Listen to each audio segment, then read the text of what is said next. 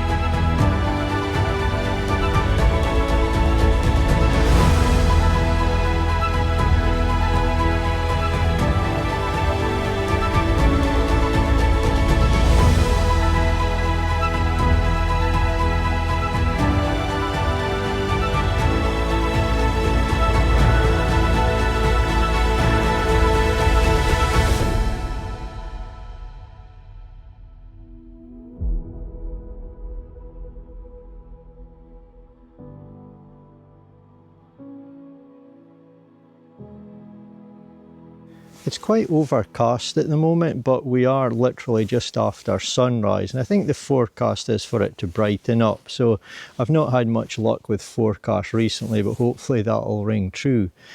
But anyway, I've had my OM-1 Mark II for at least 3 months now, probably going on 4, and I've never used this high-res mode. And I think that says 3 things primarily. I've always been aware that it's in the camera, and I've thought it could be a very useful feature, and I've wanted to try it, but so far until today I've never activated it. And I think the first reason for that is that it says a lot about me. 20 megapixels is generally enough for my photography. When it comes to printing on a sheet of paper, the longest I'm typically using is 19 inches on the long edge. So I've got plenty megapixels for that. I can print higher than that if I want. The second reason that I've not tried this is that probably it says a lot more about me again, in that other camera features are more important to me than megapixels. So I need enough, but I don't need more than I need. And I think probably a lot of photographers, I don't like speaking for everyone, but I think generally many people, a lot of photographers think they need more megapixels, or they're going to benefit from it more than they actually would. They don't perhaps really need it. But I don't like to speak for everyone, and I'm sure there are some people out there who genuinely have a need for more megapixels. And at times that can be useful for myself as well. And I think the third reason that I've not used this mode is that I'm an outdoor photographer, and often there can be a lot of wind. I'm often shooting in strong winds. So I think, having not used this feature in my camera, but I'm pretty sure it needs really, really still, motionless conditions to work at its best. Maybe a tiny bit of wind movement, just affecting little parts of the image. You might not see that unless you zoom in and inspect the image. But I think generally speaking, I need completely still conditions for this to work, and it's not something I get very often in Scotland. So I'm still really keen to try out this mode because it could be incredibly useful at times. You know, if I capture a stunning scene, and I think there may be a chance down the line someone would want a larger print of that scene, or I'd want one myself, I think it could be really good to capture a high-res version of that scene to go along with the standard 20 megapixel image. There's a number of other reasons, not just for printing, where I think this mode could be really useful as well. So let's get going and see if I can try it out.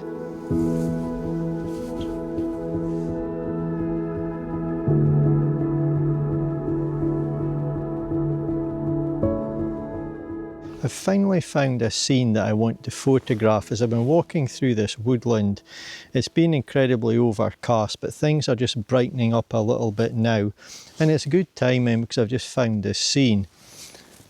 I really like what's in front of me here. We've got a few mounds and this beautiful, almost mint green growth coming up from the ground, as well as some heather.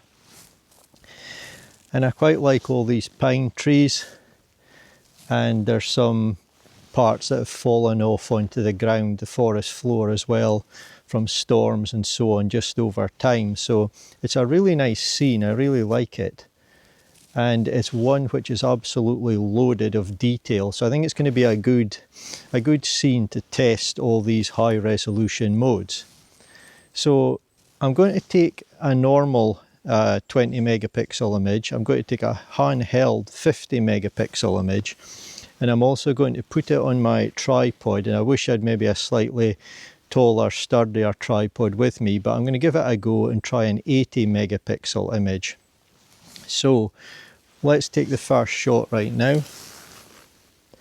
And I have to say that there's going to be some variation between these, obviously, because I'm moving slightly, between shots. So the compositions are not going to be identical.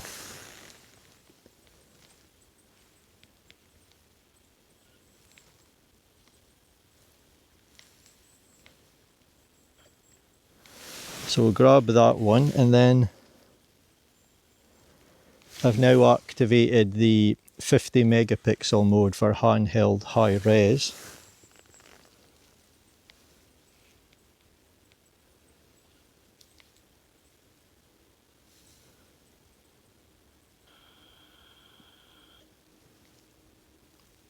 So it's taking those incredibly quickly, and it's just saying the camera is busy. And that's it done. So that didn't take long at all. It's going to merge those images together, I guess, inside the camera. I believe it's going to shift the sensor around a little bit to create this higher megapixel image. So now I need to get the camera on the tripod and take an 80 megapixel shot, and yeah, we'll see how that goes.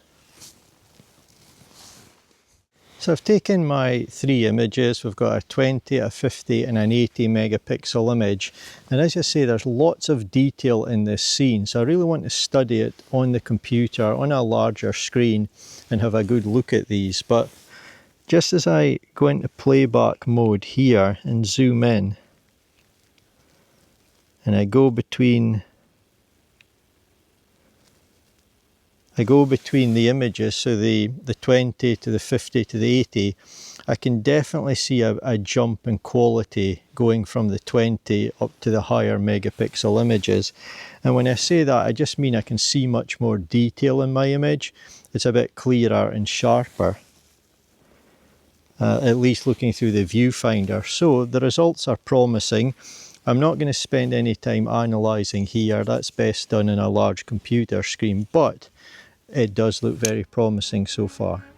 I'm now going to display a number of images showing 100% crops to illustrate the difference between the various files that I captured. The first three images are my unedited RAW files, however I did apply some sharpening to both the 50 and 80 megapixel files.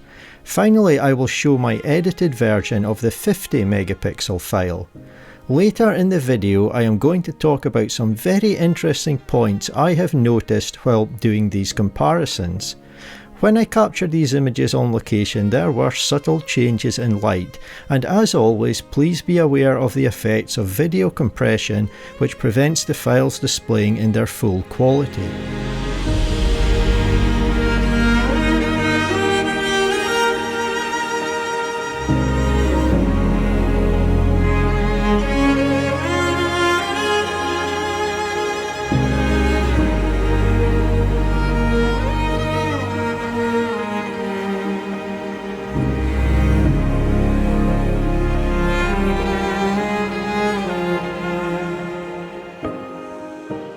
For doing my testing today on the OM-1 Mark II, it is the RAW files that I am interested in.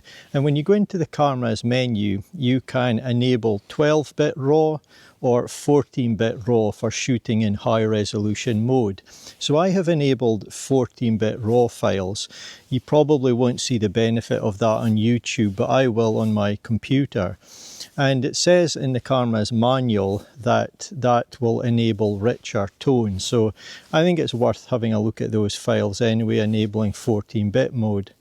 The other thing that I wanted to say is that today this is incredibly calm. I really don't get conditions like this other than a handful of times a year. But there is still the most subtle of movement at times, as very gentle breezes flow through the woodland that I'm in. So it's not perfectly still, but I really feel this is as still as I'll ever get it for my photography.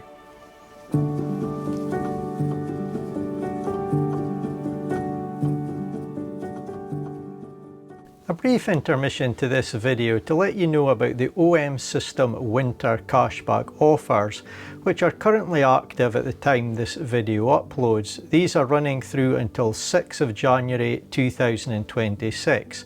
And it's a fantastic opportunity for you perhaps to buy some camera gear for yourself, start off 2026 with some new gear, or potentially buy a fantastic Christmas present for someone who loves OM System camera equipment.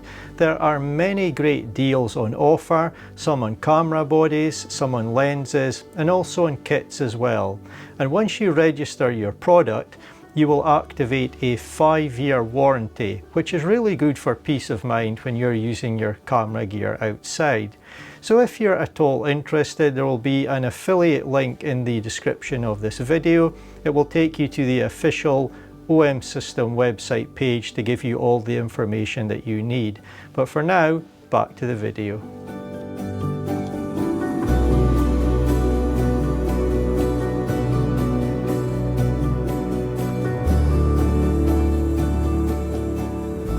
So the purpose of me coming out today really is to test the high-res feature on my OM-1 Mark II. I wasn't sure if I get any good photographs or not. They would just be a bonus. I'm really here to test this feature, so when the time comes that I do really want to use it, I will know what to expect, if I can rely on it, what I need to look out for, and so on. And I've been having a look around for scenes of a very delicate nature, lots of fine detail.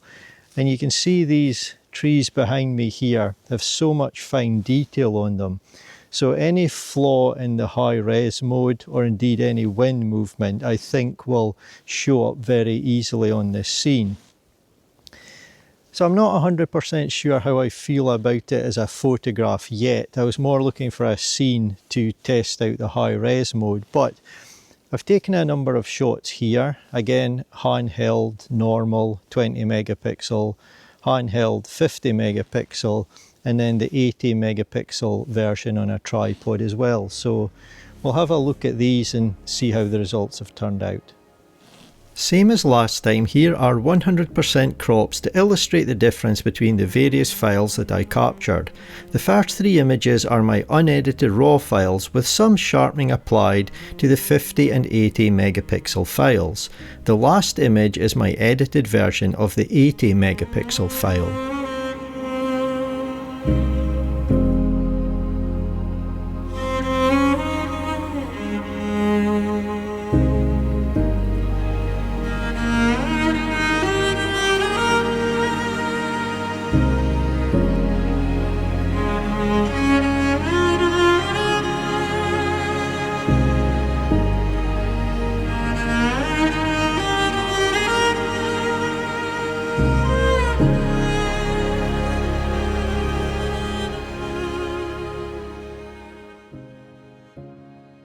I'd like to go over a few interesting observations I have made while testing the high-res shot mode on my OM-1 Mark II.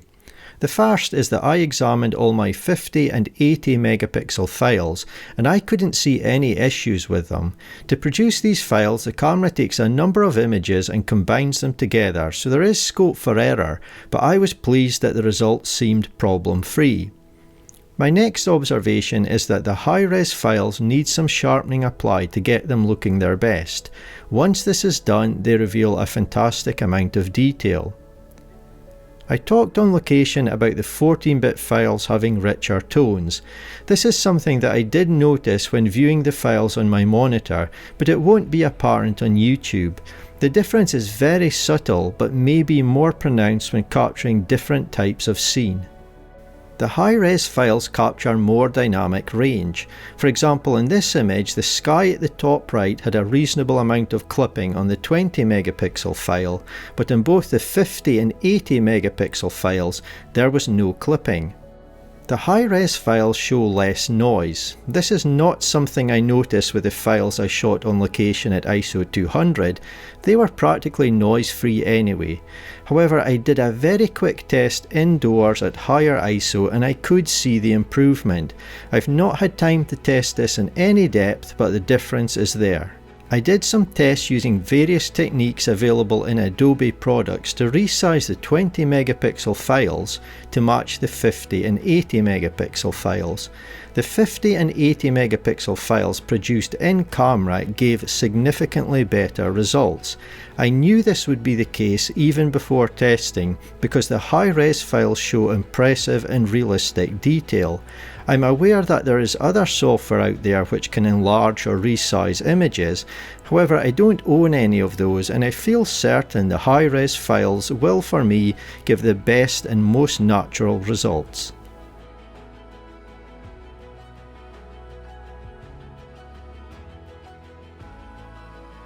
Summing up my thoughts on high-res shot, I am actually surprised at how well it has worked for me and I am very impressed with the results. The resulting files offer a number of benefits and I have no doubt whatsoever that I could produce some very high quality large prints from the images that I captured. For 99% of my photography, the standard 20 megapixel files produced by my OM-1 Mark II are sufficient and I am very pleased with their quality. However, I am delighted to have high-res shot available and I won't hesitate to use it when I feel it will be of benefit to me and when the shooting conditions will enable it to work properly. I don't have a consistent need for 50 or 80 megapixel files, but if I did, as an outdoor photographer subject to movement in my scenes, it would of course make sense to have a camera with a sensor that can capture those megapixels in a standard photograph. But for me and my needs, this is yet another excellent tool to have in my photographer's toolkit to utilise at the appropriate time. I hope you've enjoyed watching this video and maybe found it useful for your own photography. I've certainly learned a few things today about shooting in high-res mode on my OM-1 Mark II. As always, thank you so much for taking the time to watch. I really do appreciate it and I hope you'll join me in my next video.